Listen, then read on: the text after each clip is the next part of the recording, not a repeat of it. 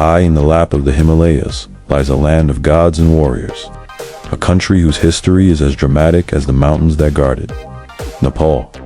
This is the story of how a small valley civilization grew, fractured, fought, united, and transformed into the modern nation we know today. Chapter 1. The First Rulers. Long before Nepal became a country, the fertile Kathmandu Valley was a lake. Or so the legends say. Ancient texts tell us that a bodhisattva named Manjushri drained this lake, making the valley habitable. Whether myth or fact, humans soon settled here. The first known rulers were the Gopal dynasty, the cowherds. Around 1500 BCE, they herded cattle and established simple governance in the valley. They were followed by the Mahishapala dynasty, the buffalo herders, who continued to shape early society. Then came the Karati dynasty, a people of Tibeto-Burman origin, who ruled for over 1,000 years. The Mahabharata even names their first king, Yalambara, as a warrior in the great epic battle. The Karatas built forts, cultivated the valley, and opened early trade routes through the mountains, connecting Nepal to Tibet and beyond. Chapter 2. The Lakavi Golden Age. Around the 4th century CE, a new dynasty arrived, the Lakavi. They came from northern India and brought with them Sanskrit culture, organized administration, and monumental architecture. Stone inscriptions from this era still stand, telling stories of kings, laws, and donations to temples. Kathmandu blossomed into a hub of Buddhism and Hinduism. Traders passed through on their way to Tibet, carrying salt, wool, and gold. The Lakavis built intricate, wood-carved temples and palaces, the early foundations of the valley's now famous Durbar squares. But by the mid-8th century, the Lakavi era faded, replaced by the Thakari kings, and eventually, Nepal slid into a fragmented medieval period. Chapter 3. Malla Splendor and Rivalry. From the 12th century, the Malla dynasty rose to power. This was an age of art, architecture, and cultural brilliance. The Mallas perfected the pagoda-style temple, a form that would later inspire structures as far away as China. King Jayasthiti Malla, in the late 14th century, reformed society with a strict caste system, administrative laws, and land management through the Guthi tradition. The Kathmandu Valley thrived under his rule, but unity didn't last.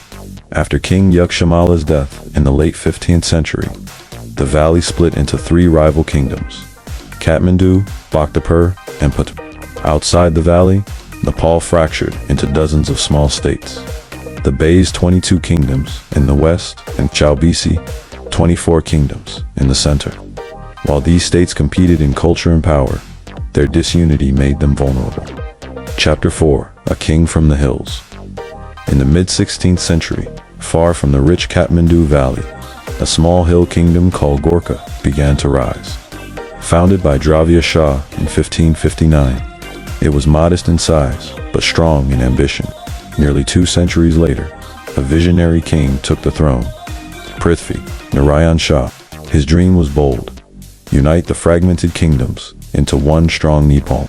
He understood the valley's wealth and strategic position and set out to conquer it. Through alliances, sieges, and relentless campaigns, he expanded Gorkha's territory. In 1768, his forces captured Kathmandu during the Indra Jatra festival, taking the city by surprise. One by one, the valley kingdoms fell, and Prithvi Narayan Shah proclaimed the Kingdom of Nepal. Chapter 5. Wars and the Treaty of Sogol. Prithvi Narayan Shah's successors continued expanding, but this brought them into conflict with the British East India Company.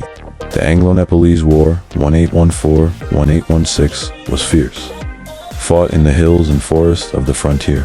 Despite brave resistance, Nepal was forced to sign the Treaty of Sogol, ceding large territories, including Sikkim, Kumaon, and Garhwal, to the British.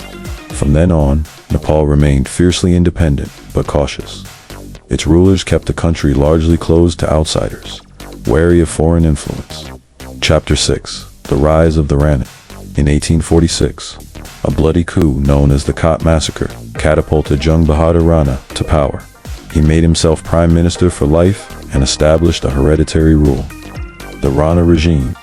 For over a century, The Shah kings were mere figureheads, while the Ranas controlled government, the military, and foreign relations.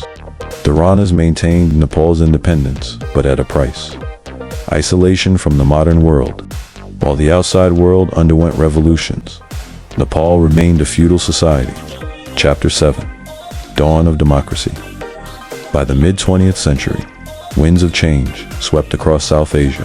In 1951, the People's Movement, supported by King Tribhuvan and the Nepali Congress Party, overthrew Rana rule. Nepal opened its borders, began modernization, and experimented with democracy, but politics remained unstable. In 1960, King Mahendra dissolved parliament and introduced the Panchayat system, a partyless political structure that centralized power under the monarchy. Chapter 8. Turmoil and Transformation. The late 20th century was turbulent. In 1990, a mass movement restored multi-party democracy under a constitutional monarchy, but dissatisfaction grew, especially in rural areas, leading to the Maoist insurgency in 1996. The civil war lasted a decade, claiming over 13,000 lives. In 2001, tragedy struck when Crown Prince Dipendra allegedly killed King Birendra and most of the royal family before taking his own life. His uncle, King Gyanendra, assumed the throne, but public trust in the monarchy never recovered. By 2006, massive protests forced Gyanendra to relinquish absolute power. 2 years later, Nepal formally abolished the monarchy, declaring itself a federal democratic republic. Chapter 9. Nepal today. Today, Nepal is a young republic, navigating democracy while balancing tradition and modernity. It remains a land of contrasts.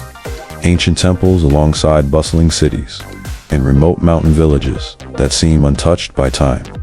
Nepal has faced challenges: political instability, the devastating 2015 earthquake, and economic struggles. Yet it also thrives as a center for tourism, adventure, and spiritual exploration. From the cowherd kings of the Gopal dynasty to the Republic of today, Nepal's history is one of resilience. Through division and unity, isolation and openness, monarchy and democracy, the spirit of the Himalayas has endured.